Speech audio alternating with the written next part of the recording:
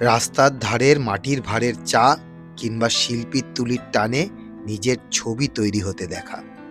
ডিসেম্বরের উত্তরি হাওয়া আশকারা দেয় লাল গোলাপকে। ফুল বড় ভালোবাসে আমার শহর। এত বড় একটা টিকিটের লাইনে দাঁড়িয়ে এত মানুষের ভিড়ে মিশে যাওয়ার যে আনন্দ, তার স্বাদ পেতে শীতের কলকাতা ভিক্টোরিয়ামুখী। 1921 সালে যখন এর দরজা খোলে, লর্ড কার্জন হয়তো ভাবেননি যে ব্রিটিশ সাম্রাজ্যের দম্ভ একদিন বাঙালির পিকনিক স্পট হয়ে উঠবে। রাজস্থানের মাকরানা মার্বেল দিয়ে তৈরি এই স্থাপত্যকে বলা হয় কলকাতার তাজমহল। এই যে উপরে দেখুন, অ্যাঞ্জেল অফ ভিক্টরি, যে হাওয়ার টানে ঘুরে দাঁড়ায়, ঠিক যেমন কলকাতার মেজাজ পাল্টায় প্রতি মোড়ে।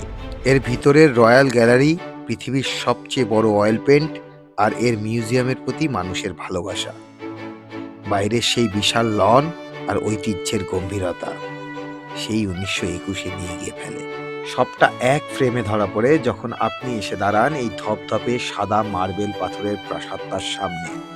ভিক্টোরিয়া মেমোরিয়াল কলকাতার কাছে কেবল একটা মিউজিয়াম নয়, এটা বাঙালির প্রেমের সাক্ষী, ইতিহাসের ডায়েরি আর উইন্টার ডেটের আলটিমেট গন্তব্য।